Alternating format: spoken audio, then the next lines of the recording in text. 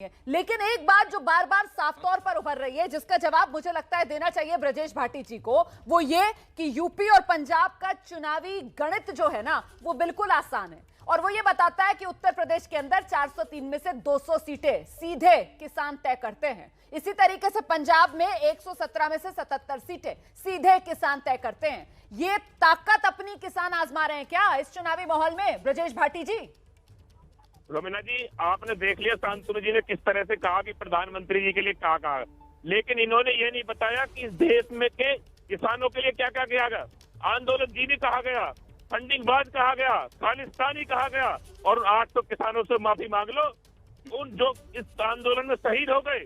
और रही बात आपके सवाल की, इन्होंने उत्तर प्रदेश में, उत्तराखंड में, पंजाब में इन्होंने सर्वे कराए, इनकी जमीन खिसकती दिखी है। जमीन खिसकने के डर से इन्होंने इन बिलों को वापस लिया है। 1 साल हो गए अन्नदाता को रोड में बैठे हुए, दिन से इन्होंने एक चू भी नहीं बोली, और आज प्रधानमंत्री जी बिलों को वापस करने के लिए कह गए, लेकिन आज तो किसान जो इससे शहीद हो गए, जो परिवार बर्बाद हो गए, उनके लिए एक शब्द नहीं बोला। ठीक है, मैं जवाब लेती हूं। तो शांतनु, ये इस तरीके का अगर अविश्वास है किसानों के मन में सरकार को लेकर, तो फिर तो ये मुश्किल खड़ी करेगा आने वाले समय में। वो तो कह रहे हैं कि साहब हम तो 1 साल से बैठे हुए थे, हमारी कोई सुध ही नहीं ले रहा था। अब जब चुनाव आया, इनको समझ में आया कि हमारी ताकत क्या है, चुनाव में सत्ता हाथ से निकल जाएगी, तो ये कृषि कानून वापस ले रहे हैं। शांतनु,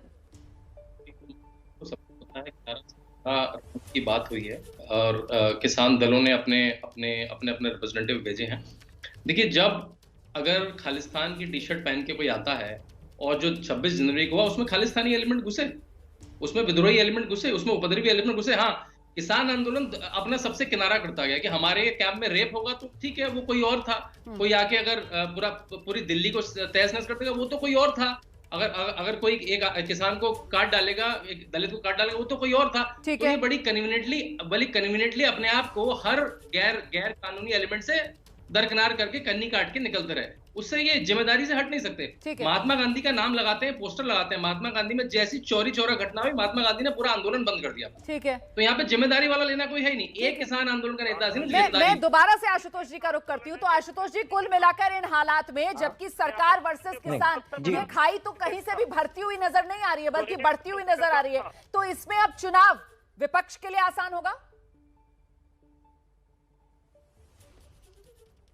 रोमाना जी, देखिए, आज 26 नवंबर है और आज संविधान दिवस है।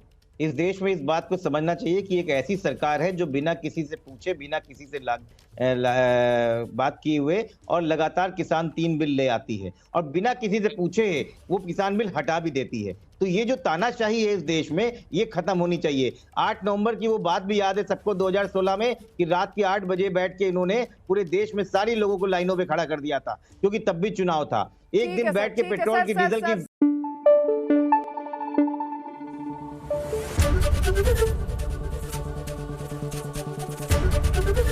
एबीपी न्यूज आपको रखे आगे।